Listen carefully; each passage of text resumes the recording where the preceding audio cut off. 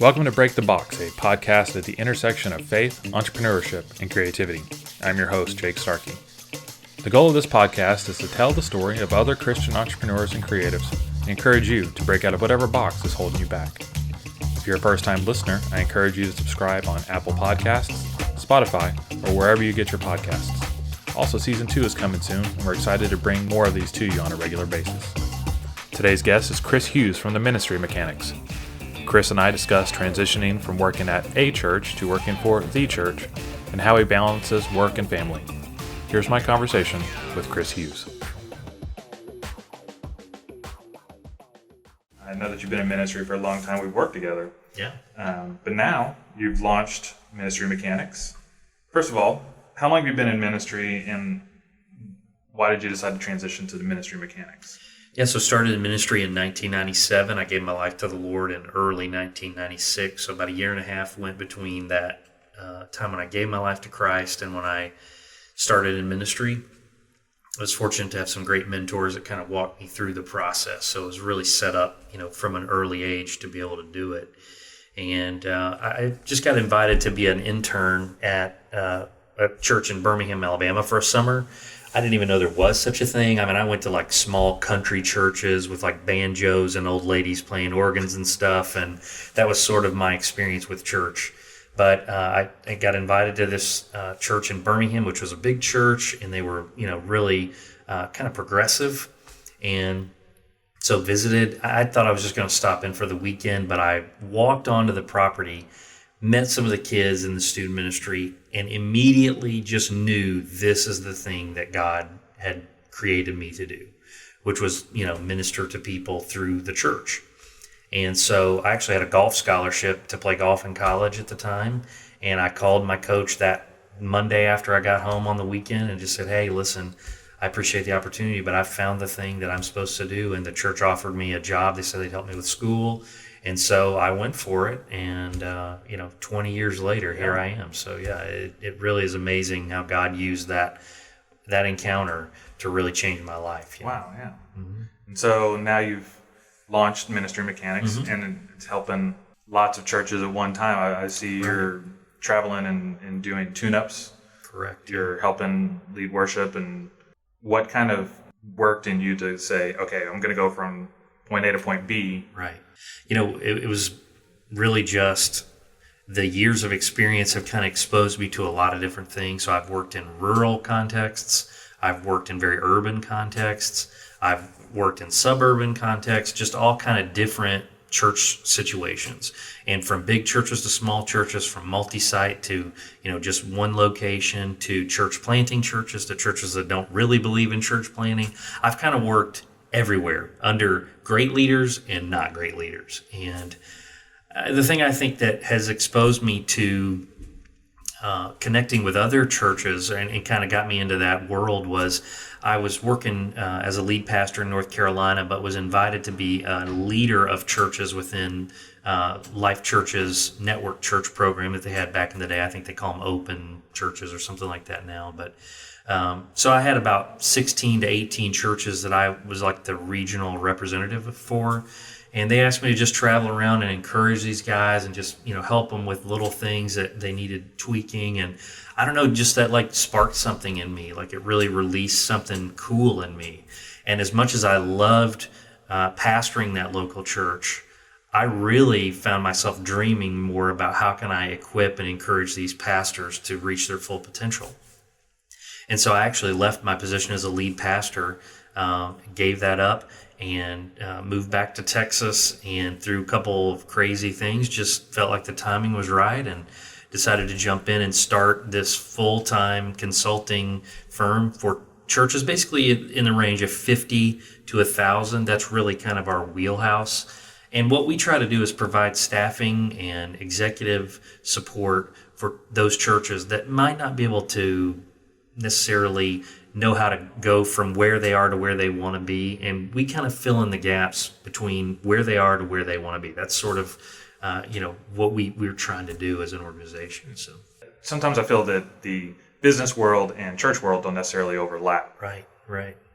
And you've been able to experience all these different variances of it. And I think that's a really key component of what you're doing. You're exactly right. When you go to seminary, I spent about 5 seconds on a seminary campus and then knew that it wasn't for me. Because I was already a worship leader at a progressive church. And everybody kept saying, you've got to go take some seminary classes. This is something you must do.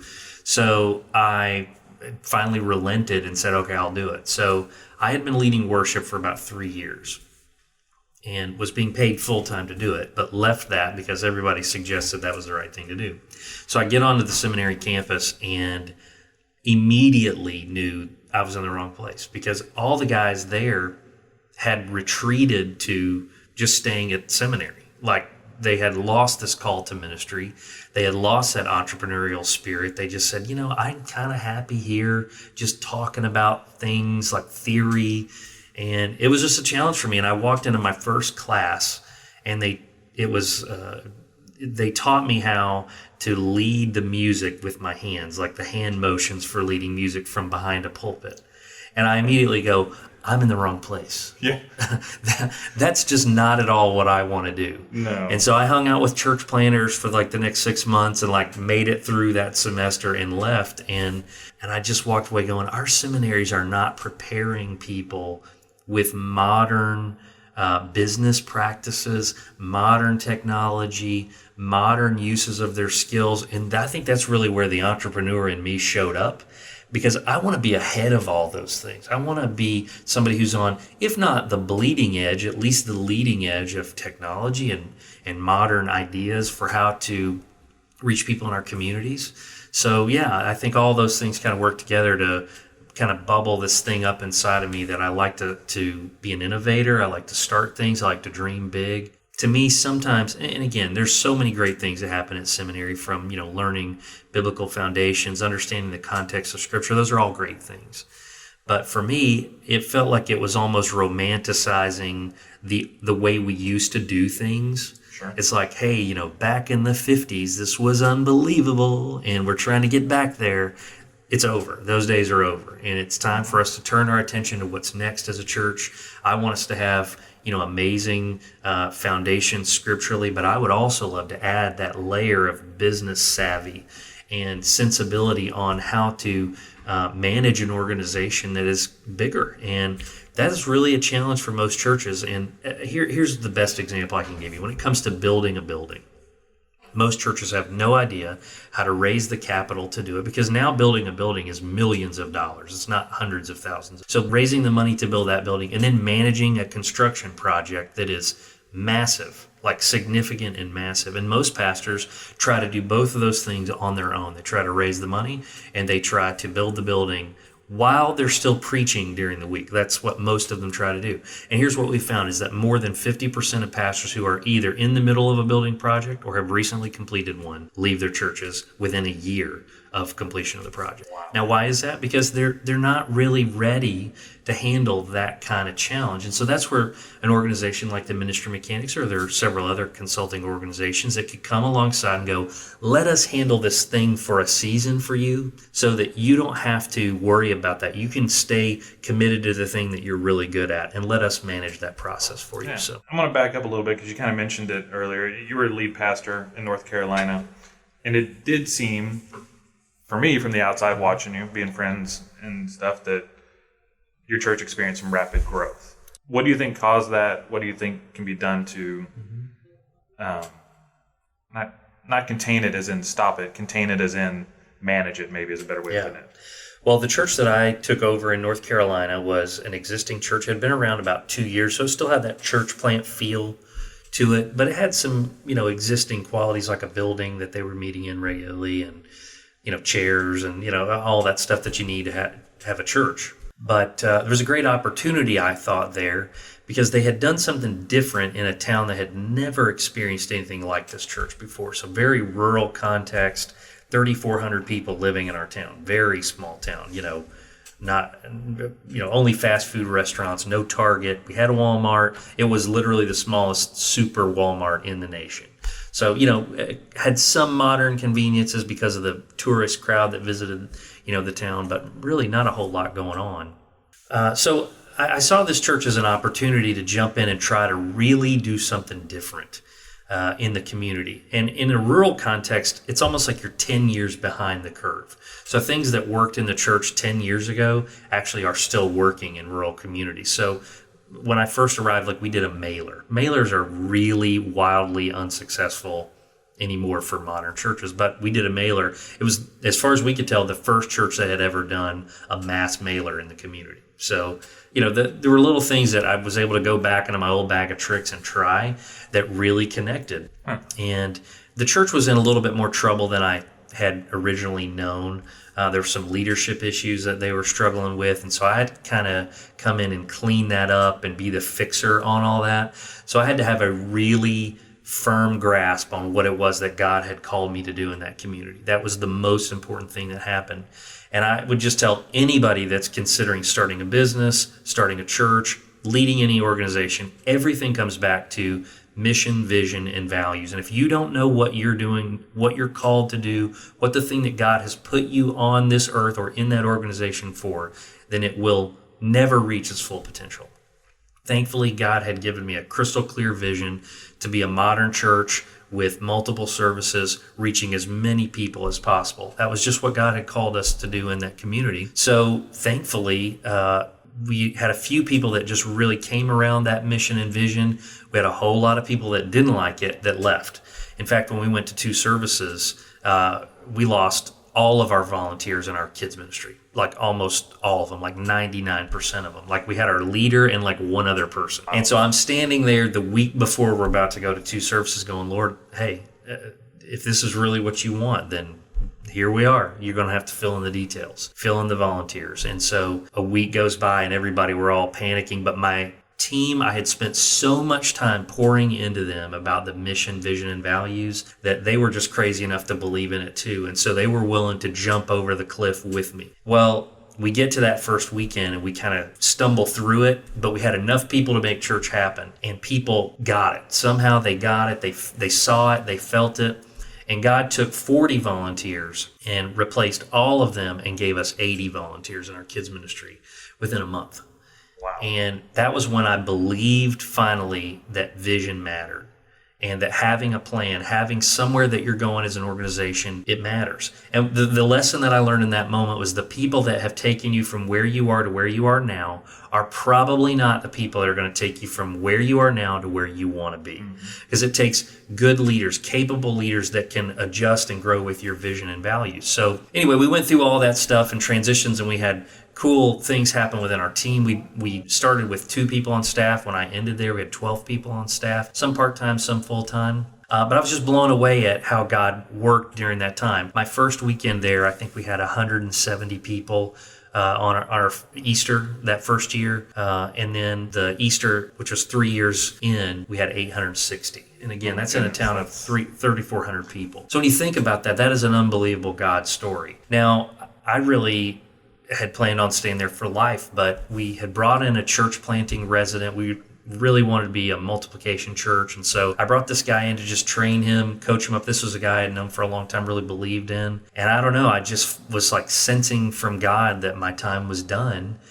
And it was like God had said, listen, I brought you in to stabilize this thing, to fix it, and then I want you to hand it over. And so we were about an hour and a half from an IMAX movie theater. So I had invited my friend to go to the movies in Asheville. And as we were driving, I just said, hey, you ever thought about maybe just staying in Franklin? And he goes, I was actually going to ask you if that'd be okay. I love it here. So turned it over to that guy, and he's now taking it places that I could have never imagined. They've purchased a building. They've done incredible things, all because I was willing to yield to the Holy Spirit and really had no ego in the whole thing. I just wanted the church to be successful. That's it. And man, God's done amazing things because I was able to get me out of the way.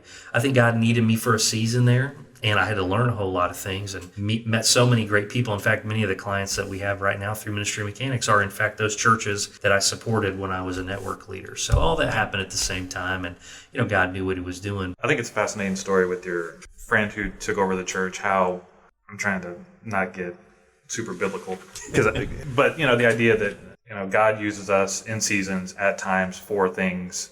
And I know I have enough pride that I would probably hang on longer than I should sometimes. And to be able to see writing on the wall, or on your heart maybe is a better way of putting it, that it's time. That's an amazing thing to be able to. It wasn't easy. It was not easy. It was very hard. But I went into it going, Lord, I'm here for as long as you need me here. And I just thankfully had a relationship with the Lord that was close enough to my heart that I could sense that the timing was right. Yeah. And that really made a difference. It really helped. And yeah, you have to definitely check your ego at the door. No doubt about it. And it was painful because, when you follow somebody that's a loser, the losers are the easy ones to follow. When you follow somebody that's a winner, it's really a challenge because they have a reputation that you need to live up to and all those kinds of things. So I like to think that because of the things that God did in our church, it set Ben up not only with a good place that he could lead, but it also set him up with a challenge to rise above my level of leadership. And so I like to think of I'm continuing to push him. Even though I'm not there, I set a standard for, hey, you've got to at least meet this or exceed it. Yeah. And that's what we all want to do, is leave a legacy behind us of growth and accountability and health. Those are all the kinds of things that we want to leave in any organization. But it does require checking ego. And listen, especially if you're a church planter, your wife is going to feel the effects of it just as much as you. Be prepared for that, But that's what God's called us to do as leaders, is to bear that mantle of leadership, to bear that burden, and to run with that, and to accept whatever that is. And, ministry is tough because on the good days you take a lot of credit, or you get a lot of negativity when you fail, and you get no credit when things go well because God gets all the glory, right? So that can be challenging to remember. But at the end of the day, we want to be faithful to what it is that we're called to do. And, you leave the results in God's hands, and that's kind of a cool thing. Hey, I wanted to take a quick moment and tell you a little bit about Battle Cry Revival Marketing, the producer of this podcast. We believe that when businesses have quality marketing, it gives business owners the freedom to focus on what they do best. We design websites, produce videos, and create marketing materials to help our clients grow their business. Find out more at battlecryrevival.com. Now back to the show.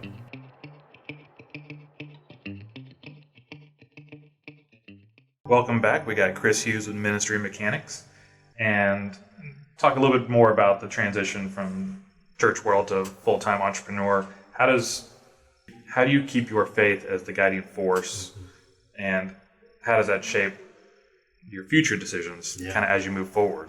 Well, one thing was we immediately got plugged into a church. Like, we didn't let a lapse happen for our family, because it's easy when you're doing consulting with other churches and you may be visiting there on a weekend or two to go, well, I go to a lot of churches. That's not true. We really connected to a local church immediately after I made the transition. That has really grounded us to know what's kind of next. That was really the first step, was getting connected to a local church. But then on the entrepreneur side, there were just all kinds of things that led to the motivation behind it for me. I get to do amazing, crazy, cool, creative projects. I mean, the things that I'm doing from day to day blow me away. And I'm really just so thankful for it. But the working hard, that's really not difficult. That's not a challenge for me. The hardest part was just starting. And I think everybody has ideas and would work hard on those ideas if they had found themselves in that movement. If you're in the movement and it's already happening, then it's easy. But starting is so difficult because you have to establish processes and structure things in your organization to where they'll grow.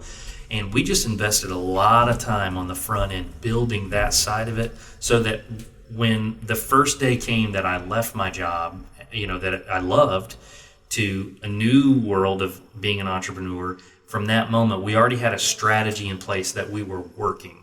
And so if you have that opportunity where you can build the procedures and the structure for your organization before you make the jump, that is really good. And we kind of had different, streams of income that we are working on. One that kind of fed into the ministry mechanics, and one that feeds out of the ministry mechanics. And so all those kind of work together. And I've just found that starting was the hardest part. And once I finally started and I had the process in place, it was actually quite easy. Not that there weren't challenges, but at least I knew what I was going to be working on every day. I knew that if I would work these channels, these avenues, that I could produce income, number one, because that's critical to, being successful, but also build relationships and have something to offer to either churches or to businesses. And it's been amazing to see how God has used that in crazy ways. And I think the other thing too is I capitalized on my network.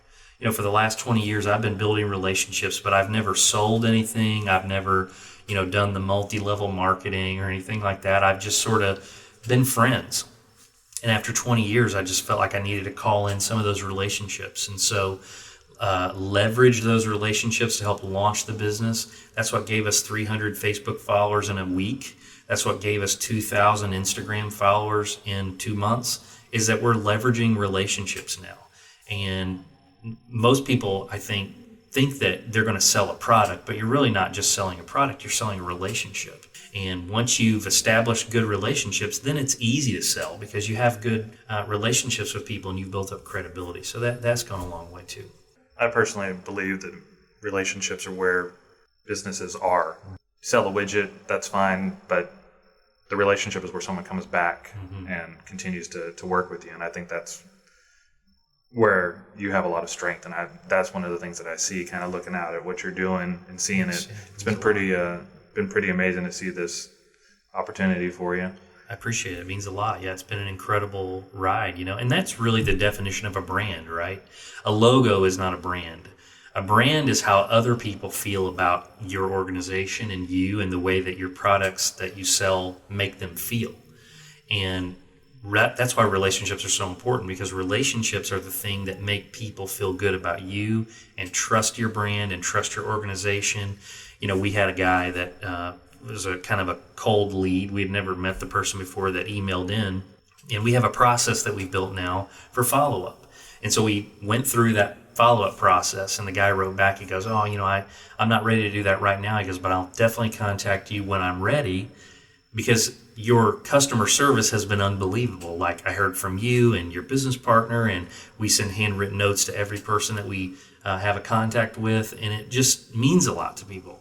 So those interactions are really the thing that give you brand identity, is the way that you serve people and the way that you interact, because that's what people remember about your brand. That's what makes them feel a certain way about your organization, especially when you don't have brick and mortar to rely on to help develop that brand, right? Right. So if you're selling yourself, it's your customer service and your ability to relate to people that people are going to remember. I see you on Facebook, and we get together sometimes, and you're constantly going. But yet I also see, you're taking your kids and you're hanging out with them. You travel. How do you balance work and life? I think that's something that a lot of entrepreneurs starting out a business have to struggle with. How do you manage it? So, I learned a rhythm when I actually trained for a marathon about 7 years ago that became a rhythm that I have actually gone back to, but not for running, for business. And I like to run. I don't do it all the time, but I go through spells where I just really like it. And when I was training for the marathon, I would go to work, I would come home, eat dinner with my family, hang out, watch TV, play games, whatever. And then after everybody was in bed, that's when I would go and run. And I'd run from, when I first started, I'd only run 30 minutes, 9 to 9:30. But as you're training for a marathon, there are moments where you're going to run 4, 5, 6 hours. Yeah, it's awful. Yeah, I was going to say, it sounds it's horrible. The worst. I don't recommend it for anyone. But that rhythm has been what I've reconnected to. And the reason I always ran like that, my wife at first was like, why are you running so late at night? I'm like, well, I could run while we spend time as a family, but I don't want to miss that time. I could run during my work time, but I don't want to miss that time. So this is kind of my moment to do that. So during the 6 months that I was training for the marathon, I would, from 9 to sometimes midnight, 1, 2 in the morning, be out there running. And so I've returned to that rhythm for starting a business. And actually, I'll work from, I actually take my kids to school each day, and I get done with that about 8:30. My son, I drop him off at 8:30. And then I work from 8:30 to about 5. And then I spend time with the family from 5 to about 9. And then I re-engage with work. And from 9 to midnight, 9 to 1, 9 to 2, I'm working again. Because I know that's what it takes. And the biggest strides I've made have been because of that 9 to midnight, 9 to 2 in the morning shift that I'm doing there. Now, you could get up at 3 in the morning and work till 5, and that would be your day. But for me, I just work better in that moment. And so I do a lot of, truthfully, 3 nights a week, I go back to the office from 9 to midnight, and I do it. And then I'm trying to get ahead, and I'm trying to work myself ahead, because wins really come in that margin that you create. That's where you dream up new things, dream up new ways to reach people, new ways to make a connection with your clients. And so I use that time to get ahead. And then once I'm ahead, that's when I know I'm ready to take a break, because I can let the thing that I've created kind of run on its own. Mm-hmm. Now, there'd be some things that I have to do to check in, or maybe I have to take a phone call or whatever. But then I get away, and thankfully I've built a business that allows me to travel. I can do it from anywhere, which was part of the reason that I did this, was because I wanted to buy my time back. And so that's one of the reasons that I made the jump. And truthfully, my schedule is so important to me. Like, I don't care how much you pay me. I really want to be able to be in control of the things that are important to me. Now, I'm working infinitely more now than I ever have in my whole life. But I at least get to control that part of my life. And that's what's so attractive to entrepreneurs, right? Mm-hmm. Everything rises and falls on their leadership and their success. And that's why entrepreneurs struggle sometimes to work within organizations, is because of that thing. And I really found that my family time was such a priority to me that I was willing to walk away from a job that had a great benefits, great pay, to something that was far riskier. But I found myself to be really happy in it, and I love the flexibility of it. So, this summer I'm taking 2 weeks off, and we're going to go to California for vacation. Well, I'm able to do that now because I plan well, I budget well, I live simply, and I don't ever want my kids to look back on their childhood and go, boy, my dad was always distracted, or he was always in front of the TV. I really want to be present, engaged, and I want to create experiences and memories that they'll carry with them into adulthood, so that they can become fully devoted to God.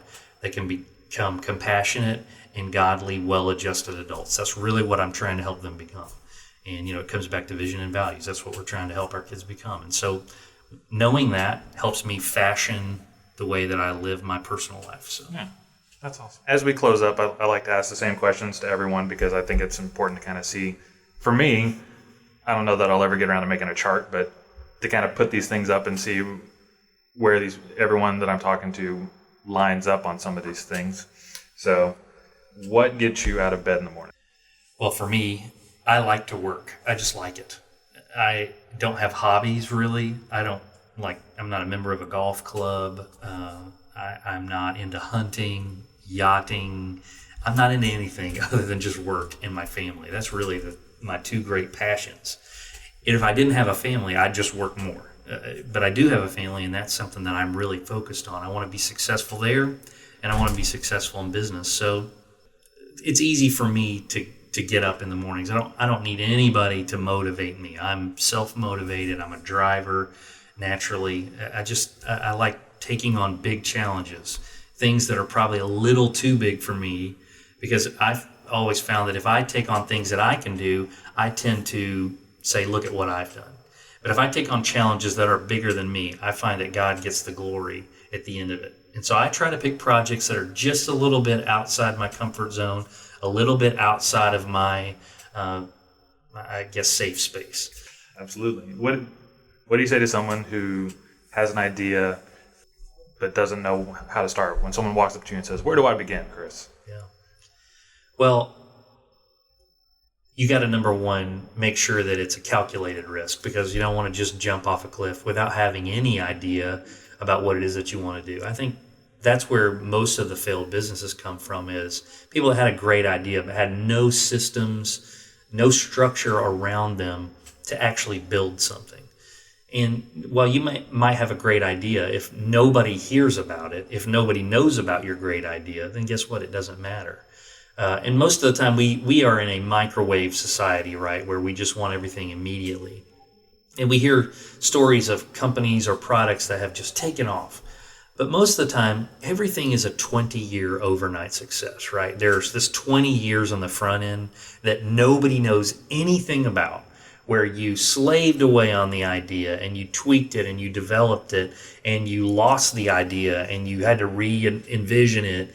And you were constantly told over and over and over by family, friends, that you're crazy for doing this thing. Like, all people just don't see all that stuff. Right. Because it's all there. If you're going to do something original, you're going to face intense criticism, but that is actually a good thing. I think the Lord uses that to test if you're for real or not. Because if you can't withstand any of that, then you're not going to be able to withstand all that it's going to take to either bring your product to market or to handle the criticism or handle the challenges that are going to come your way as an organizational leader.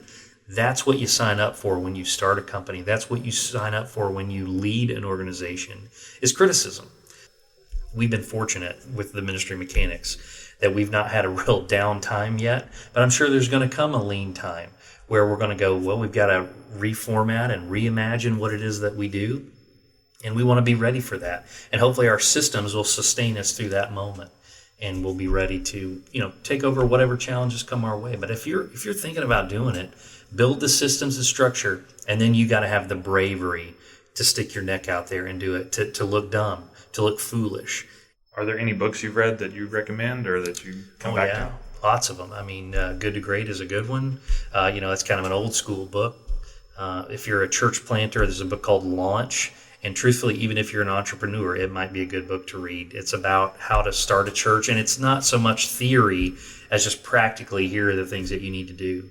That book in particular just transformed my thinking on how to hire people. I always thought you had to hire, people $55,000, to bring them on as an employee. And they challenged that thinking to go, what if you took $100 and asked somebody to do one thing? And so we started doing that at our church, and man, we built employees through that process. We'd hire them on just $100 to do a job, like one job. And we would find some amazing people, and then we would work them slowly to that place where they had a full-time salary. So that was a good one. A good follow-up to Good to Great is How the Mighty Have Fallen. To see that basically 80% of the companies featured in Good to Great aren't even around anymore. And it's just good to remember that, just because you have it doesn't mean you get to keep it. Just because you lost it doesn't mean you can't get it back. Momentum is a weird thing like that. So the book It by Craig Rochelle is another good one. That's for churches, primarily. But again, there's some principles in there I think translate to the business world. So how can people find out more about you? Well, there's a few places. Social media is the easiest place. If you want to learn more about the Ministry Mechanics, just on Twitter, it's Ministry Mex, MECHS. Our Facebook page is just The Ministry Mechanics, same for Instagram. Our website is theministrymechanics.com. We've got all our social media links there. We keep a blog up pretty regularly there if they want to hear tips and tricks on how they can grow churches.